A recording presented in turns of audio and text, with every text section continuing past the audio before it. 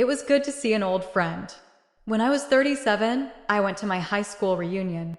I flew into the nearest airport and rented a car. The distance was about 35 miles through a very rural and almost abandoned part of the country. About 3 miles outside of town, I see someone on the side of the road, flagging me down. It turned out that it was one of the guys I had attended school with. Jim, not his name, gets in the car and we start talking. I had not seen him in 20 years, but he still looked the same, maybe a little older. We get to town and I ask him if he wants to come to the VFW and have a drink. He says, no, just take me home. Jim's parents had lived only a few blocks from my grandmother's house, and I turned in that direction, but he said to take him to the outskirts of town. There was a mobile home park out there, and I figured that is where he lived. When we reached the end of the turnoff, he said, just drop me here.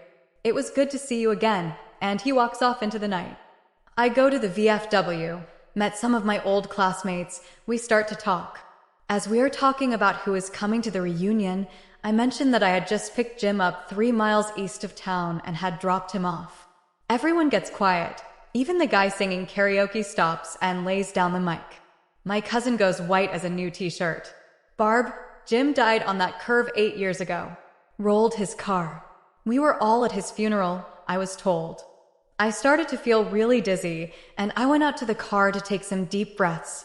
There on the seat is the local newspaper, printed 8 years previous, containing Jim's obituary. I still have the paper.